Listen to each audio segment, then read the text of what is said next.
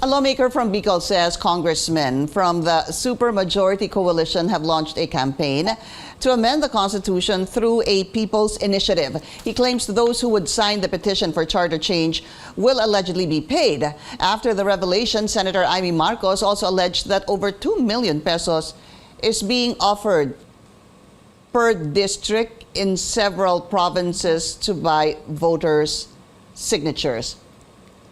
Former Ako Bicol Party List Representative Alfredo Garbin denies the accusations and the alleged release of money to municipal mayors in Albay. Let's go straight to the source of the story. He is the source of the story, Albay 1st District Representative Edcel Lagman. Congressman Edcel Lagman, welcome to the source. It's so good to see you again. Happy New Year, sir.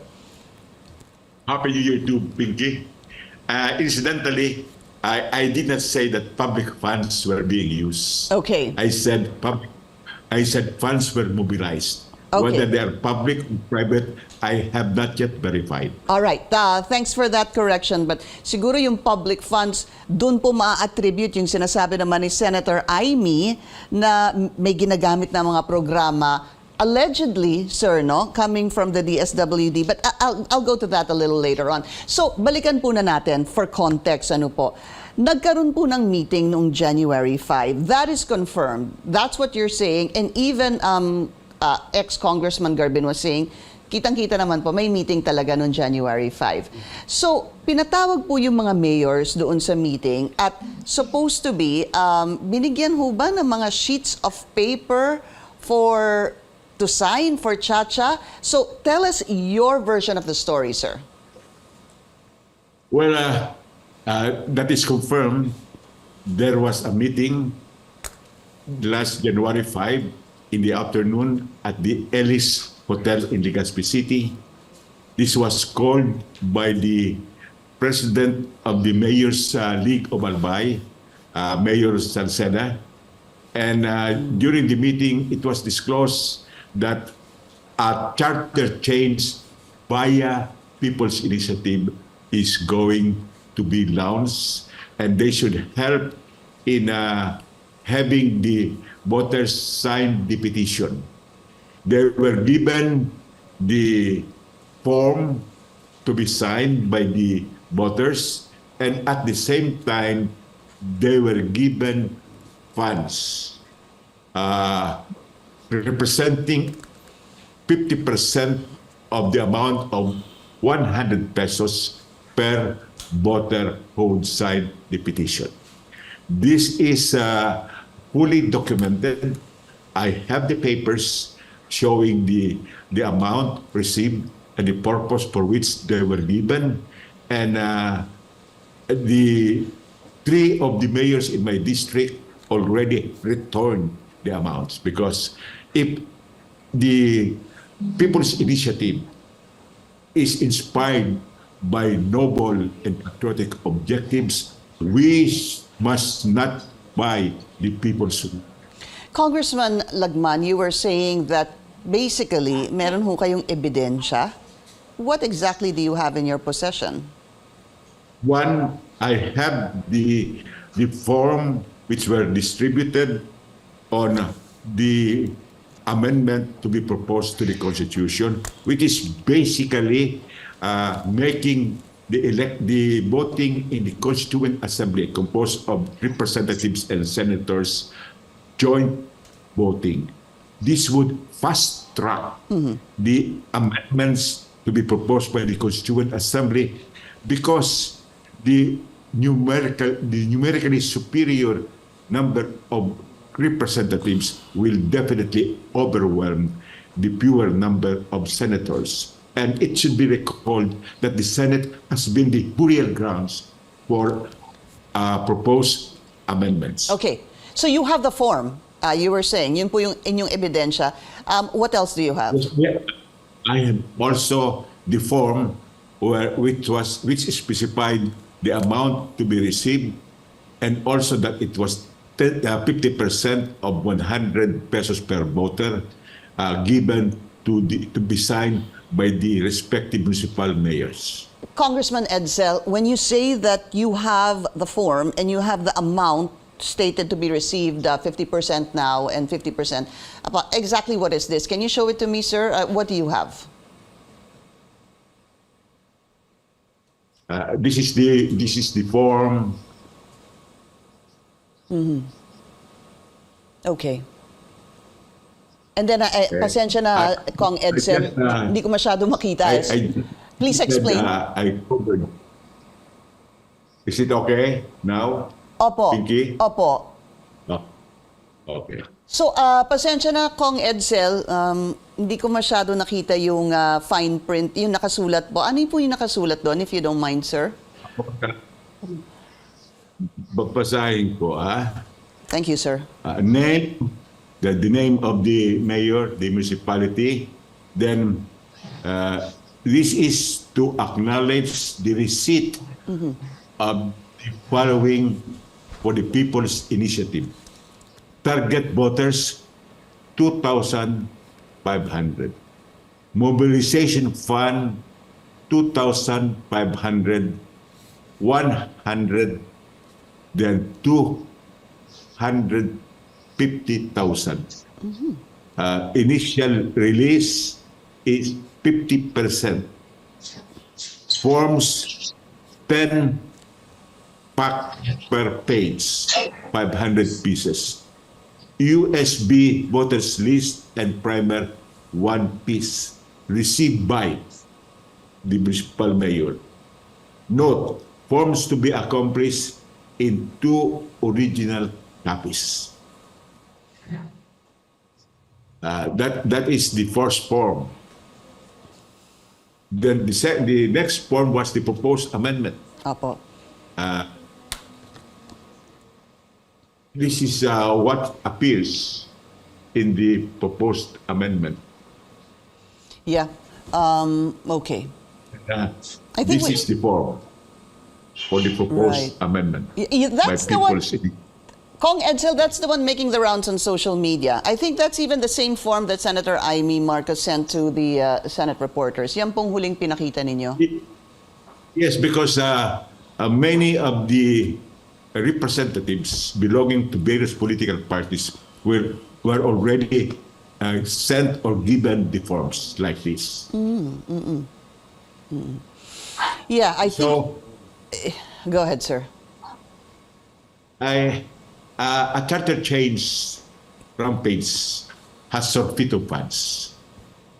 Embedded in the 2024 General Appropriations Act is the total amount of about 14 billion for the conduct and supervision of elections, referenda, recall votes, and plebiscites, which 12 billion of which was inserted by the Bicameral Conference Committee under the budget of the COMELEC. What was the 12 billion supposed to be for, sir?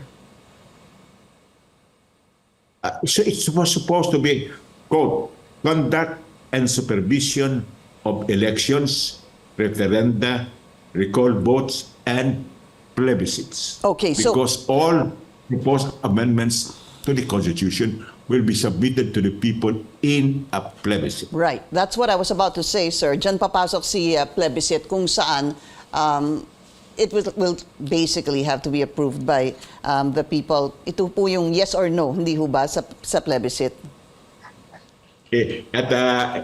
This huge amount of 14 billion is bigger than the budget of the Department of Migrant Workers, the Department of Trade and Industry, the Department of Agrarian Reform, the Department of Tourism, the Department of Human Settlements and Urban Development, and even of the Ombudsman. Okay.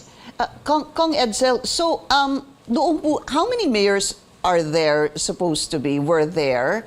And how many ang nagsoli po, yung sinasabi ninyo, nitong mga sheets of paper and supposed to be money? Let's clear this up first. Was the money given that particular day? Meron ho bang ipinamahaging pera noong araw na yon? Yes. For one municipality in my district, it was 125,000. Another municipality got 142,000. And the third municipality got 175,000. The amounts are different because the targeted voters would also change. Yeah. Since what is being targeted is 3% of the registered voter per legislative district. Right. Kaya po tumataas dun sa ibang distrito dahil mas marami po yung mga botante doon. As mentioned by Cong Edcel under the Constitution, it requires 12%, hindi ho ba, of... It requires 12% of the total number of voters nationwide, but at least 3% for of every each legislative district. All right. So in other words, if one legislative district does not have a The 3% number of petitioners, the People's Initiative would fail. Yeah, it's not going to work. 3% for every legislative district at least, and 12% of the total voting population. That's small thing, Pinky. Yeah. But that is not the end, because if this People's Initiative would succeed, the proposed amendment will be submitted to the people in a plebiscite. Right. And majority should approve in order to make the amendment effective. Yeah, and it's a simple majority, 50% plus one, sir. Yes, of the registered number of voters nationwide. We'll be taking a very short break. This is The Source on CNN Philippines. Please stay tuned.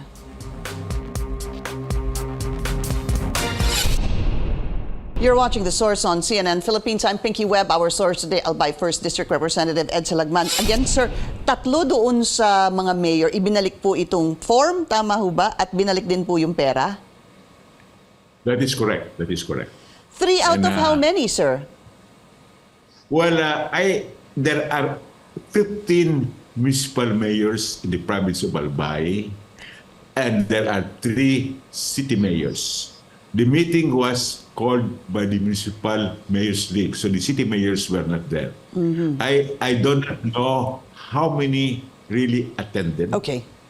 But from my recollection, almost all attended, except those who were out of town or out of the country. This was, of course, former Ako Bicol Representative Alfredo Garbin denying the allegation, actually calling it wild and baseless. You have also Congressman Bongalon, and I believe Mayor Salceda also denying this accusations of yours. Sir, what can you say about that? Well, it is expected that these Ako Bicol officials and representatives would deny.